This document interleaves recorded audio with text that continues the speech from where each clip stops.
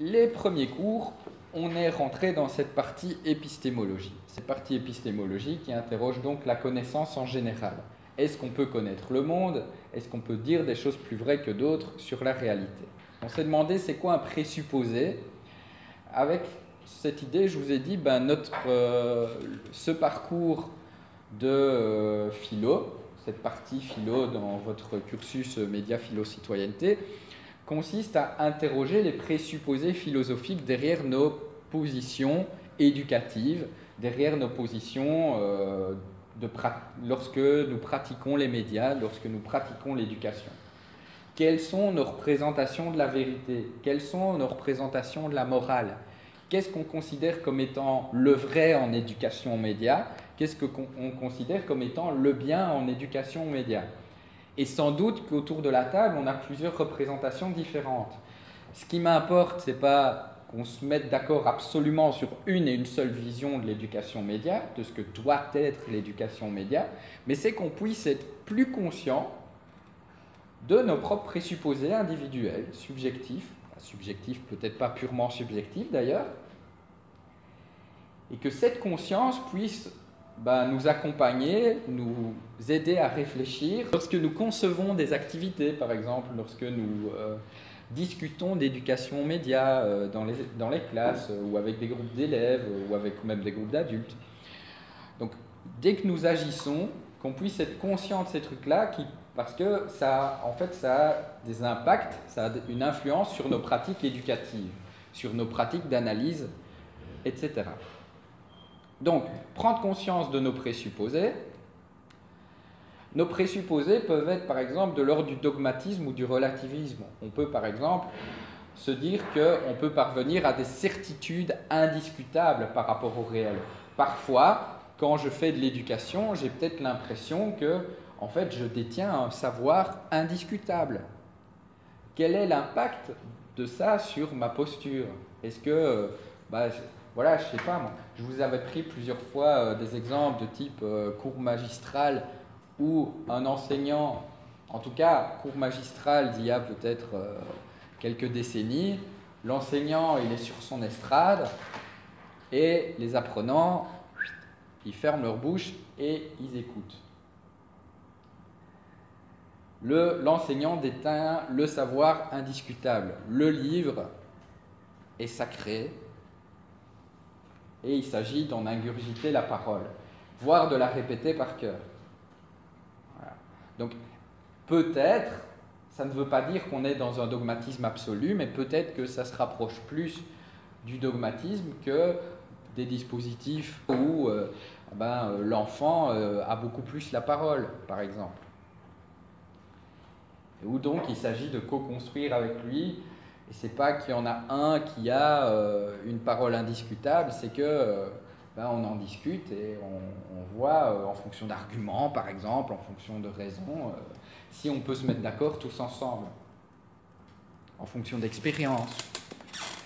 Alors, je dis ça, c'est pas parce qu'on fait un cours magistral qu'on est nécessairement dogmatique. Enfin, moi, j'ai l'impression d'avoir fait des cours plutôt magistraux les fois précédentes.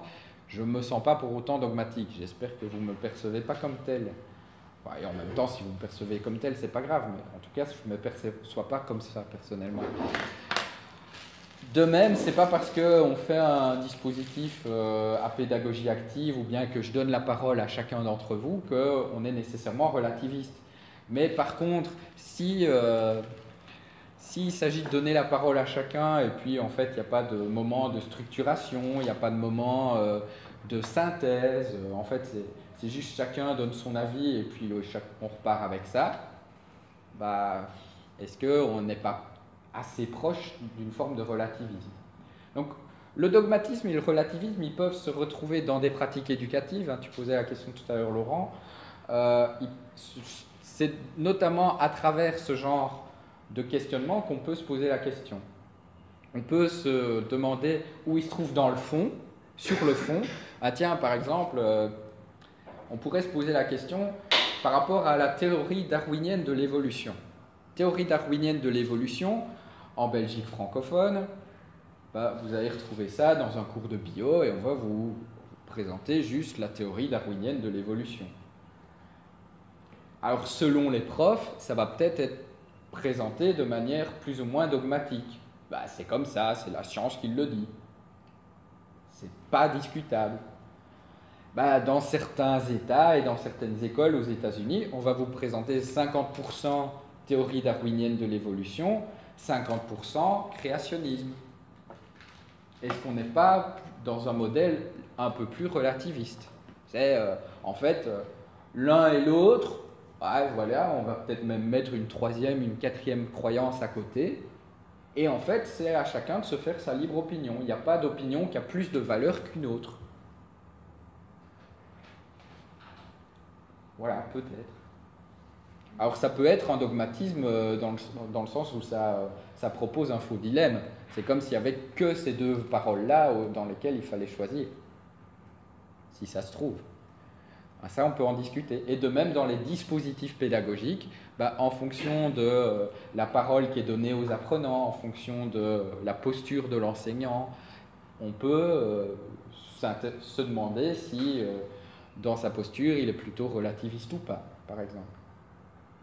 Donc, on a fait des réfutations du dogmatisme. Je vous ai dit, donc c'est notamment là qu'intervenait la théorie de Russell, c'était l'idée que, en tout cas, ce qu'on remet en cause, y compris dans la science, que ce soit dans la religion ou dans la science, c'est le caractère indiscutable des affirmations. Ce n'est pas les affirmations en tant que telles, c'est leur caractère dogmatique. Et notamment à travers l'idée que même nos choses les plus évidentes, nos croyances qui nous semblent les plus évidentes, du genre je suis assis sur une chaise, ou bien la Terre est ronde, en tout cas à une forme de type ronde, plus ou moins ronde, eh bien ça repose sur des postulats métaphysiques, ça repose sur l'idée qu'on n'est pas dans de la matrice et qu'on n'est pas en fait dans un cerveau dans une cuve, en gros, par exemple. Ça, j'y reviens dans les podcasts. On a également remis en cause le relativisme à travers plusieurs arguments qui, là, sont effectivement très conceptuels. Et puis, on a parlé du pragmatisme, effectivement, qui est un peu une voie tierce, qui est un peu une voie du milieu, qui consiste à dire que, non, on n'est jamais sûr à 100% de nos vérités. On ne peut jamais les affirmer de manière indiscutable. Ce sont des croyances. Et en même temps, ça n'empêche pas de s'engager parce qu'il y a des vérités qui au quotidien nous sont utiles, sont fertiles dans notre action. Voilà, le fait de croire que ceci que je désigne n'est pas une illusion, ça va faire que je vais m'asseoir dessus et je ne vais pas me poser la question à tout moment de tiens, est-ce que je vis dans une simulation? Est-ce que je vis dans un monde artificiel? Est-ce que le monde matériel existe? Est-ce que j'existe moi-même? Non. En fait, toutes ces croyances-là, je ne les remets pas en question au quotidien parce que ça m'aide à avancer dans la vie. Je ne remets pas en cause que je suis mortel. Je ne remets pas en cause la plupart des croyances scientifiques parce que quand je traverse la rue, si je vois un camion arriver, effectivement, j'ai la croyance que si je traverse en même temps que lui, je vais me faire dégommer. Ça va avoir un impact sur ma vie. Alors on a parlé également, on s'est demandé, du coup, moi je vous ai dit, moi j'ai un rapport pragmatiste au réel, je vous propose de dire, on peut dire des choses plus vraies que d'autres sur la réalité, ça a le statut de croyance. On peut se poser quand même la question, est-ce que nos mots, nos idées, nos concepts sont des représentations du réel, sont des reflets du réel? Est-ce que les choses qu'on dit, ça renvoie au réel? Et il y a deux positions, c'est réalisme et nominalisme. Et entre les deux, il y a le constructivisme. Ce constructivisme qui peut donc être réaliste ou nominaliste, c'est-à-dire le constructivisme consiste à dire que nos représentations, nos concepts, nos idées sont des constructions. Le sujet connaissant a un rôle actif dans la construction de ses connaissances. C'est ça le constructivisme. Et en même temps, on peut dire correctement le réel selon le réalisme, ou bien, puisque ce sont de pure construction, selon le nominalisme, on ne peut pas dire correctement le réel, ce qui rejoint le relativisme. Ici, je vais vite, hein, parce qu'on en a parlé la fois dernière. La question du jour, c'est comment qu'on fait du coup pour connaître? Si on peut connaître, si on peut dire des choses plus vraies que d'autres sur la réalité, comment on fait? Comment la connaissance peut-elle progresser? Nous allons donc parler d'objectivité et de subjectivité. On va reparler un peu de constructivisme. On va parler de perspectivisme. Alors, perspectivisme, soyez pas effrayés, ça veut dire perspective, ça veut dire point de vue. C'est en fait juste l'idée qu'il y a plusieurs points de vue sur la réalité. Il y a plusieurs perspectives possibles sur la réalité. Et puis, on va parler de monisme, dualisme et pluralisme. Alors, on en a parlé un peu la fois dernière. Hein. Quand on a parlé de neutralité, il y a ces gros mots qui sortent à chaque fois, l'objectivité et la subjectivité. Alors, l'objectivité, c'est une caractéristique de l'objet. C'est quoi un objet? C'est toute réalité extérieure à ce que j'ai dans la tête. Cette chaise a une objectivité. Moi-même, lorsque je me prends comme objet du monde, j'ai une objectivité. Donc tout ce qui est réalité extérieure a une objectivité. Par définition, un objet, objectivité.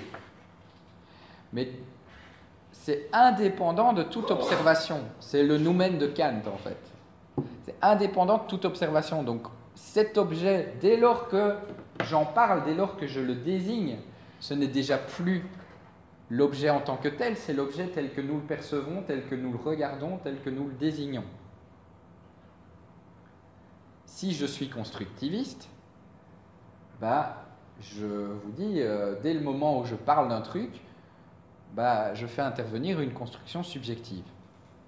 Dès le moment où je pense, où je regarde cet objet, je fais intervenir mes yeux, je fais intervenir mes sens, et nous avons vu que nos sens nous trompent parfois.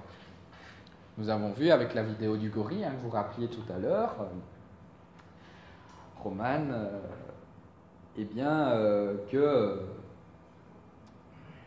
que notre perception est sélective, que notre attention est sélective, que nous avons différents filtres cognitifs qui font que nous ne percevons pas la réalité en tant que telle, nous percevons des phénomènes, nous dit Kant, nous percevons la réalité telle qu'elle est filtrée par nos sens, telle qu'elle est filtrée par notre raison. La subjectivité, souvent on la relie au sujet et aux opinions. C'est plutôt de l'ordre du particulier, c'est ce que nous avons dans la tête. Ce qu'on peut dire, ce que je vous propose, moi, de dire philosophiquement, c'est que l'objectivité, c'est une caractéristique de l'objet. Mais effectivement, dès le moment où il y a un sujet connaissant qui tâche d'en rendre compte, il y a un journaliste qui tape sa caméra sur cette chaise, effectivement, on n'est plus dans de l'objectivité pure, on est dans une construction sur base de l'objet. Si je suis réaliste, je nous dis, oui, quand même, ça renvoie à l'objet. L'image de la chaise que je vais avoir dans mon reportage, ça renvoie à l'objet chaise. Mais ce n'est pas le fait pur, ce n'est pas l'objet pur, c'est l'objet tel qu'il est construit dans mon dispositif, par mon dispositif de perception. Alors on parlera dans quelques instants d'intersubjectivité qu'on peut relier au pluralisme. C'est l'idée que dans plus de têtes, c'est plus riche que dans une. Dans plusieurs têtes, c'est plus riche que dans une. Qu'en variant les points de vue, qu'en diversifiant, qu'en prenant en compte plus de points de vue, on peut avoir une perception plus riche de la réalité. Alors, dans le constructivisme d'ailleurs, on fait intervenir la notion de préjugé, la notion de représentation. Et il y a deux approches par rapport aux préjugés.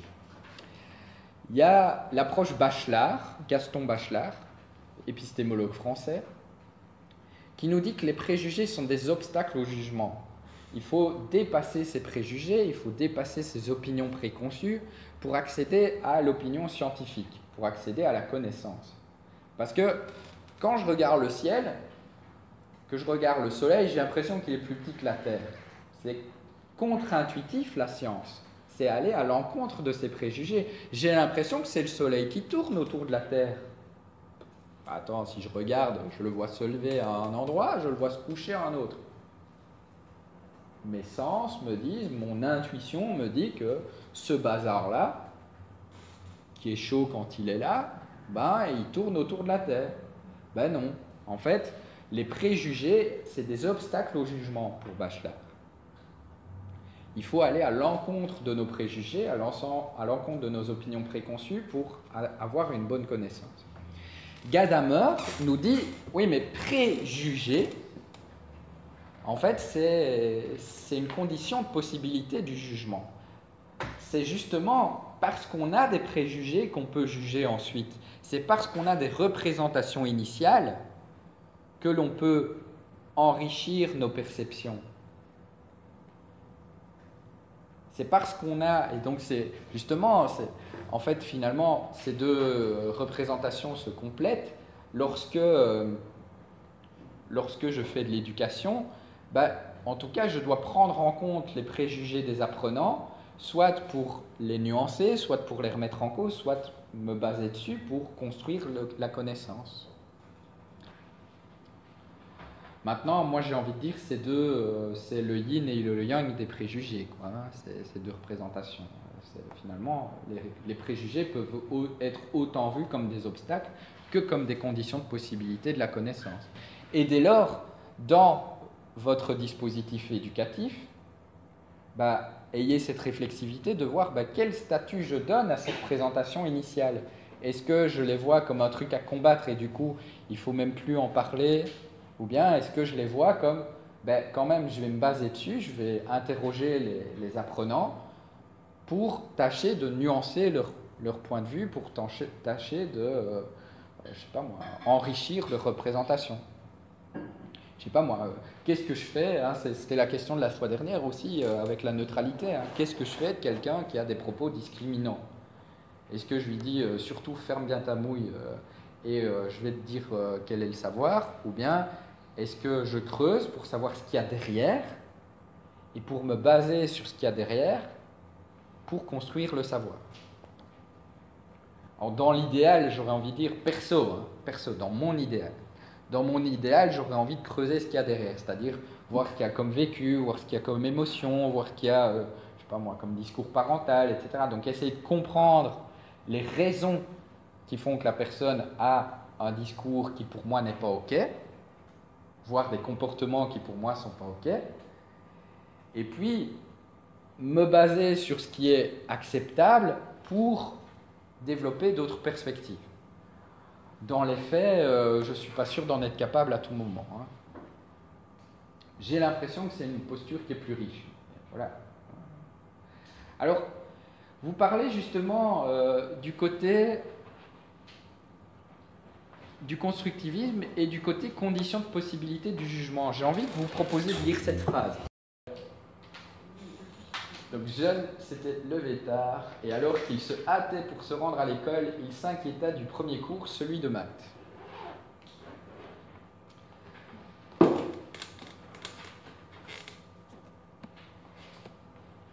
La semaine dernière, il n'avait pas pu contrôler la classe. Il était injuste de la part du prof de maths de lui faire porter le chapeau. Cela ne faisait pas partie des attributions d'un portier.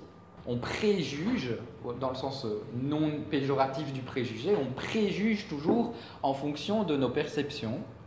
Et en lien avec le constructivisme, notre cerveau a un rôle actif dans la construction de ces représentations.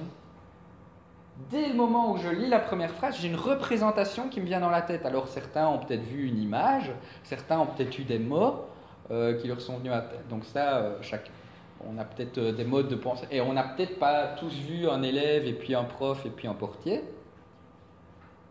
Ça a peut-être été différent, donc ça, il faudrait vérifier auprès de tout le monde. Mais en même temps, comme tu dis, effectivement, directement, j'ai eu des représentations dans la tête, en tout cas. c'est contre-productif de dire il ne faut pas avoir de préjugés.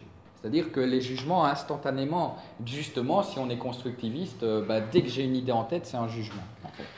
C'est une construction de mon esprit, c'est une représentation, j'analyse, j'interprète la réalité. Maintenant, ça ne veut pas dire qu'on ne peut pas enrichir notre perception des choses, nuancer, voire carrément la remettre en cause, comme vous l'avez fait si jamais vous avez pensé à la base que c'était un élève. Ça veut dire, comme tu disais, le mot conscience qui est important, c'est le mot conscience qui est aussi à l'œuvre quand je vous parle des présupposés philosophiques, de l'analyse des présupposés philosophiques. C'est ça l'idée, c'est de pouvoir être conscient de comment on fonctionne, de quelles sont nos postures, pour ensuite pouvoir regagner en liberté, regagner en souplesse dans notre pratique.